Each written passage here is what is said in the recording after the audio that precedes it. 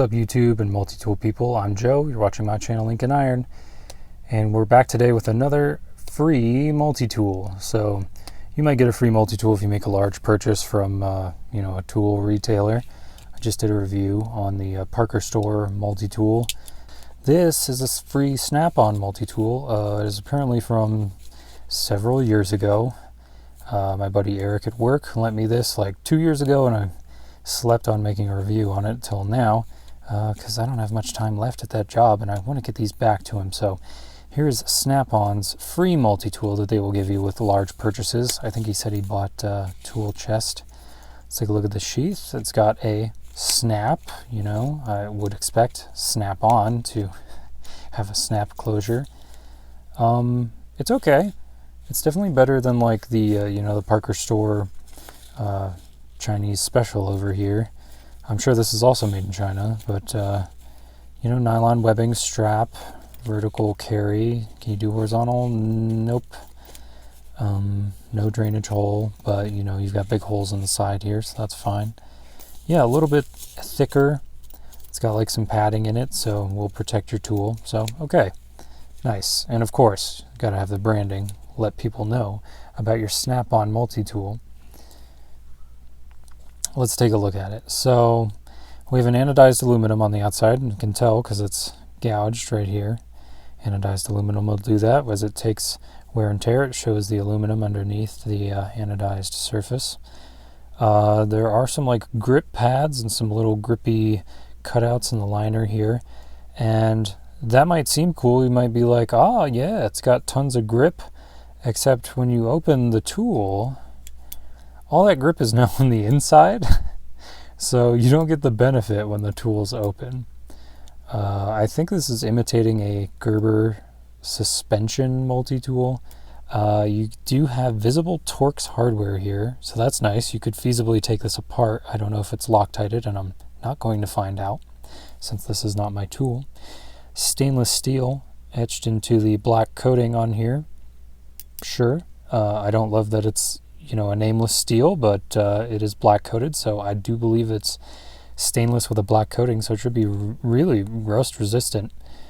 We have like a normal pattern here for the fine teeth at the tip of these pliers. You got pretty decent tip alignment. And then I was talking about this on the other tool, but you want a slight taper on your plier tips here. You can see it like widens a little bit as it gets back there, because when you're gripping thin objects like this, I think this is 1 peso, when you're gripping it, you get more of a parallel grip onto whatever you're holding. Like I can get at least half the teeth on there for a solid grip. That was not the case with the other free multi-tool. This should turn nuts and bolts just fine. I mean, we've all seen these before. The cutters on here appear to have a little bit of damage already. I know that Eric has used these tools. I don't know how frequently, but let's give this a shot. This is the coat hanger that broke the Leatherman Arcs tungsten carbide cutters in that scandal on this channel. So let's go ahead and try this. Not easy. The tool definitely like bites into the hand a little bit, again, because all the grip pads are like on the inside. But yeah, we may have taken a little bit of a damage on the coating. I don't feel deformation on the edges here. So I think the edges of these cutters did survive. They seem pretty intact. The coating will definitely wear off from a hard cut. Well, I say hard. This is about as substantial as like baling wire. Having hard wire cutters on your tool, it should be able to cut that, and these did. So good, serviceable. They are spring loaded, and a pretty powerful spring at that. The pivot is tight. Can't really rock it around, so that's nice. Nice, fairly nice fit and finish there. Sorry, hard to get a focus on this all black tool. All right, so let's move into the internal tools because we have some stuff to talk about here. So they do, some of the tools lock. The knife here has its own dedicated liner lock, which is nice. I like to see it. It's a little wiggly, but you know, it's a free tool, so at least it locks out. One concern I have is that it doesn't seem to have a tip on it. Seeing that? Like, you know, all day I can poke this thing and there's no danger of getting poked. There's no tip there. I'm not sure why that's the case, and before you say, you know, it's an accident or something, let's go to the other knife on here, serrated knife. Also rocks a little bit less. The serrations feel quite sharp, but again, no tip. It's hard to focus on this all black knife, but yeah, again, I can just sit here and jam my meat into it and I'm not bleeding, which is weird. So, not sure what happened there. This also locks, sort of a reverse liner lock. A little hard to disengage here. Ow. Come on.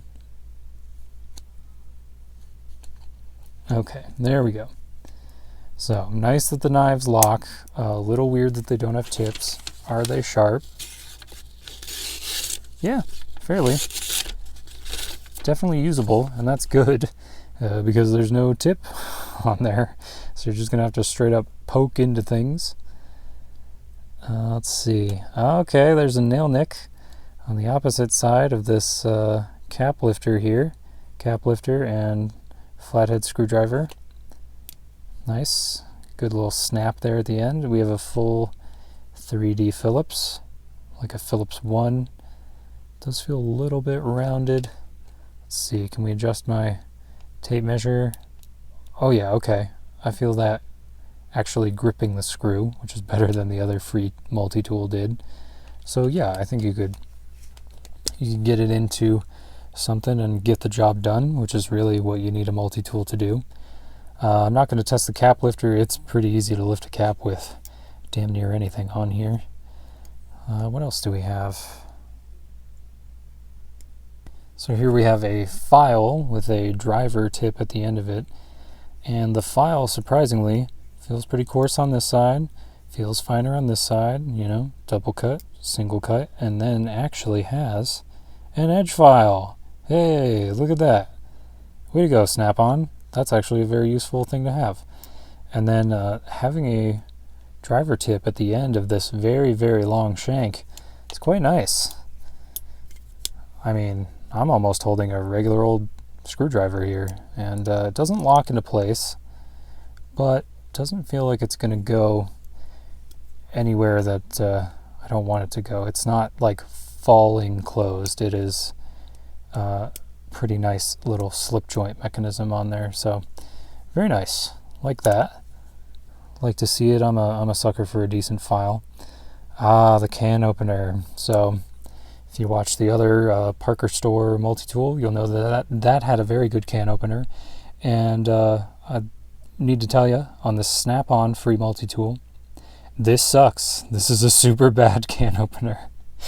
It doesn't bite into the can well, and I have a clip to prove it. Roll the clip.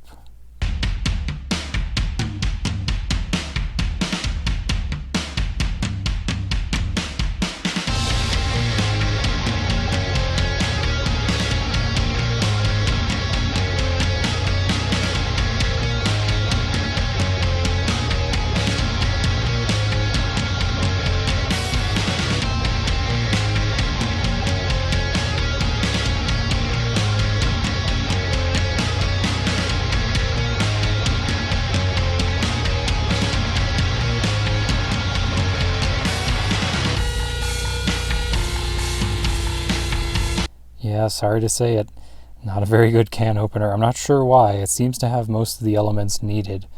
Maybe a little bit of a sharper tip might have helped it.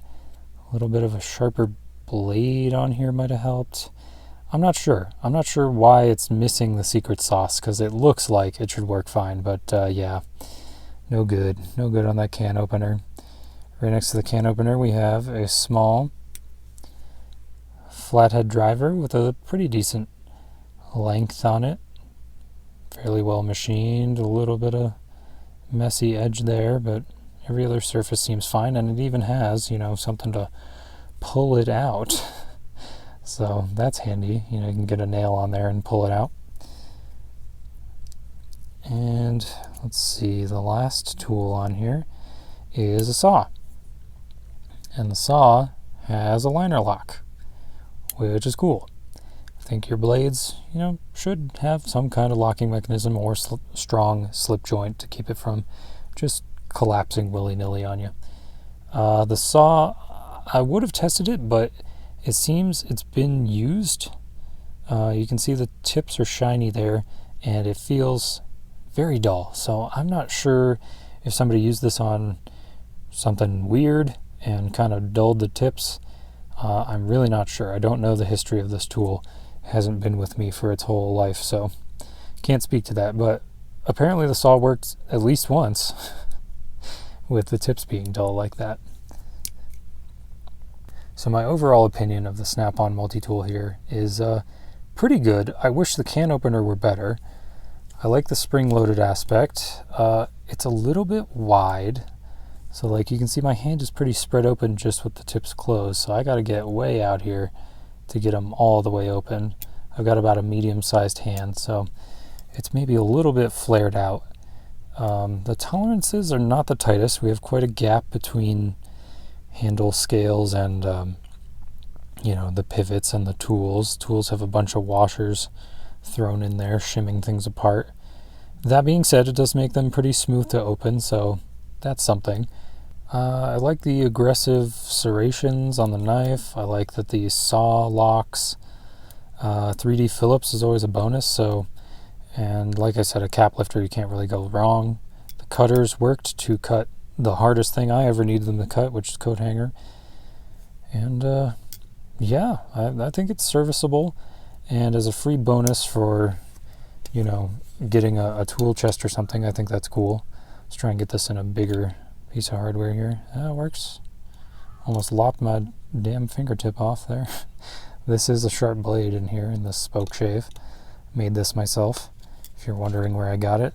So, Snap-on free multi-tool. It's not bad. It's pretty decent, actually. And I think for free, you know, totally something to throw in the car and have as a backup.